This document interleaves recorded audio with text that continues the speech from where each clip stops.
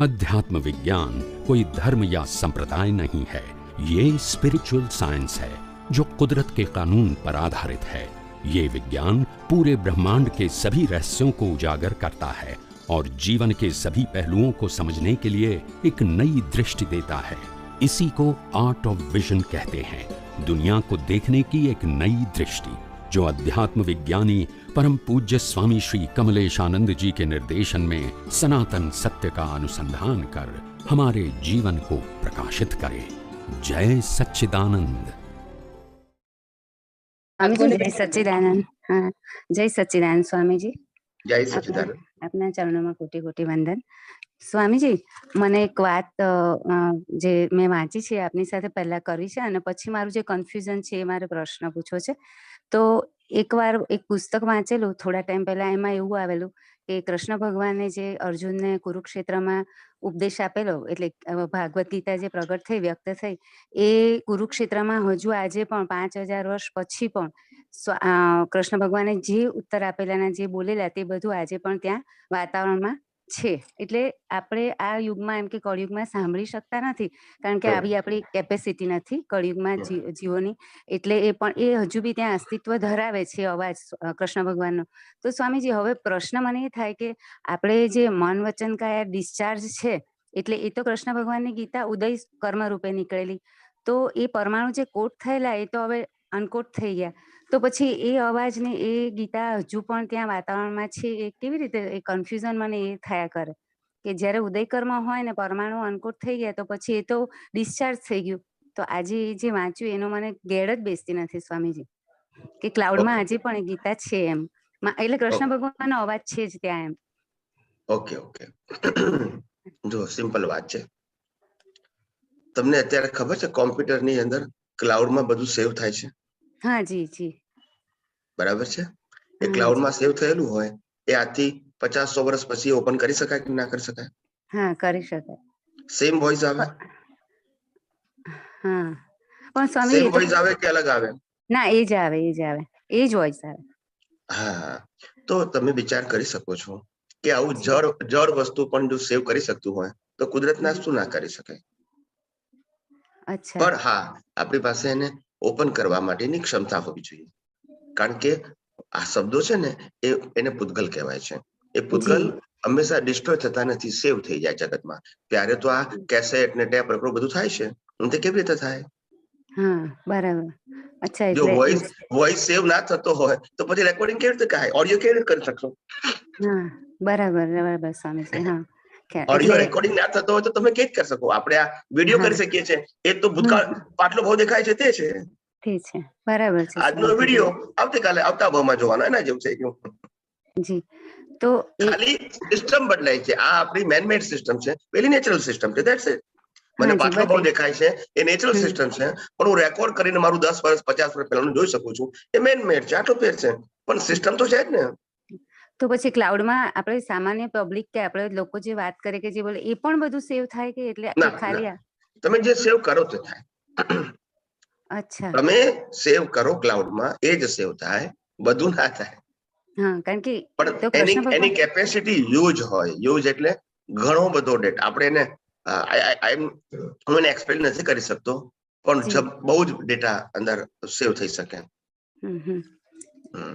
બરાબર, એટલે ભગવાનને જે બોલેલા તે ક્લાઉડમાં જે સેવ થયું સ્વામીજી, એ મને ભગવાન શબ્દ નહીં બોલવાનો, એક મિનિટ, દુનિયાની કોઈ પણ વ્યક્તિ બોલેલી હોય એનો શબ્દ આ દુનિયામાં હોય તો એને રીઓપન કરી શકાય, ધેટ ધ પ્રિન્સિપલ। પછી રામકૃષ્ણ મહાવીર હો, તમે કેવું હો, અચ્છા અચ્છા, ત્યારે પ્રિન્સિપલ આવે પછી વ્યક્તિ વિશેષ ના આવે।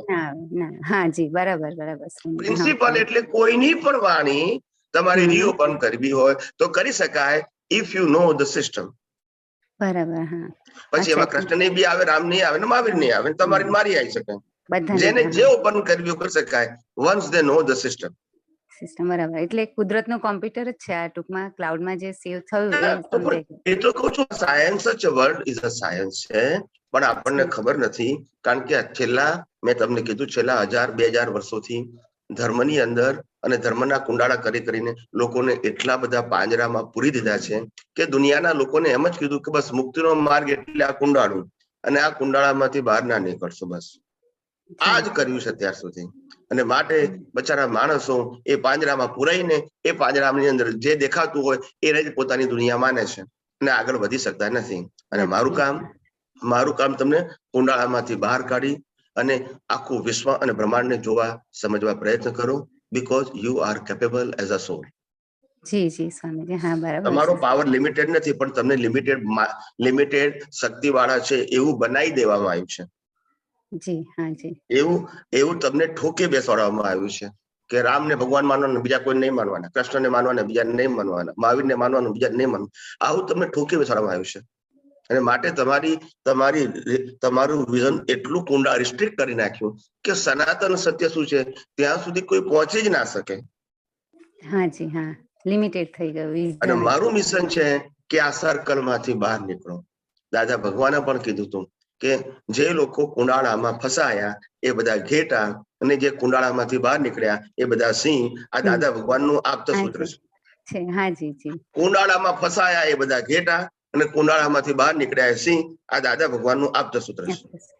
હા જી, ખ્યાલ આવી ને હું તમને કુંડાળામાંથી બહાર કાઢવા આવ્યો છું.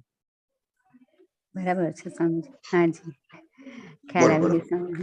બસ એટલે આ જ હતું કે મને ખાલી કન્ફ્યુઝન એ જ થતું હતું કે ક્લાઉડમાં જે સેવ થયું છે તો આપણે ડિસ્ચાર્જ થઈ જાય, ઉદયકરમાં પરમાણુ અનકોટ થઈ જાય તો કેવી રીતે હોઈ શકે, પણ હવે સમજાઈ ગયું સ્વામીજી. બધું અમને આ બધું કોઈને પાટલો ભાવ દેખાય છે તો અમને ખોટું ના લાગે. અમને સાયન્સમાં એક્સેપ્ટ થાય કે ઇટ્સ પોસિબલ, ઇમ્પોસિબલ ના લાગે. હા, આપણે એની સિસ્ટમ નથી જાણતા, એ એગ્રી છું, પણ જે જાણે છે એ જોઈ શકે છે, એમાં મને શંકા નથી. It's a science, that's it. હા, એટલે સમજાય બરાબર, અનુભવ ન થાય પણ સ્વીકારવું તો જોઈએ ને સ્વામીજી, કારણ કે વિજ્ઞાન છે. એટલે જેમ તમે અત્યારે દાખલા તરીકે માનો કે તમારા ફાધર મધર ના હોય, પણ તમારા ફાધર મધર ની કોઈ પ્રસંગ ઉજવાયો હોય, એનું વિડીયો રેકોર્ડિંગ હોય, તો અત્યારે લાઈવ જેવું ના જોઈ શકો? જોઈ શકાય. હા, જોઈ હવે લોકો તો છે નહીં, નથી. હા, ખ્યાલ આવી ગયો ને? તો આપણે જોઈ શકીએ બીકોઝ ઓફ ધ રેકોર્ડિંગ. એવી રીતે તમે તમારો પાટલો ભાવે જોઈ શકો બીકોઝ ઓફ રેકોર્ડિંગ. હવે આપણને લાગે છે કે આ તો આપણે કર્યું, મેન મેડે. એનું રેકોર્ડિંગ કોણે કર્યું? તો કે સેમ સિસ્ટમ કુદરતમાં છે. કુદરતમાં નેચરલ સિસ્ટમ છે, આ મેન મેડ સિસ્ટમ છે. બરાબર છે. હા સ્વામીજી, કુદરતમાં ના હોય તો મનુષ્ય શોધી ક્યાંથી શકે? આ બધું સાયન્સ જે બહાર પડ્યું છે એ કુદરતનું હતું, કુદરતનું છે અને કુદરતનું જ રહેવાનું છે.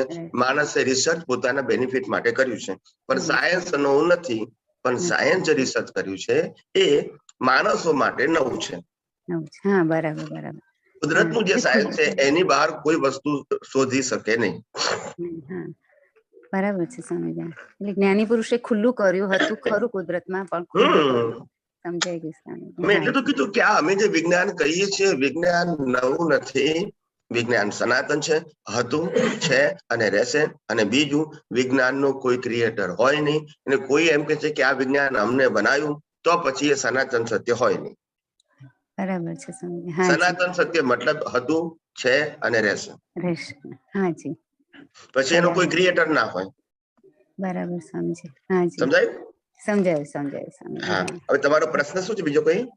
ના, બસ એ જ હતું સ્વામીજી, કારણ કે મને એવું કન્ફ્યુઝન થયા કરતું હતું કે પરમાણુ અનકોટ થઈ જાય તો પછી તો પ્યોર થઈ જાય, તો પછી પ્યોર થઈ જાય પછી તો ડિઝોલ્વ થઈ જાય, તો વાતાવરણમાં આ ક્લાઉડમાં હોય કહી શકે કેવી રીતે? પણ ખ્યાલ આવી ગયો સ્વામીજી, હવે આખું બેસી ગઈ ગેર બરાબર.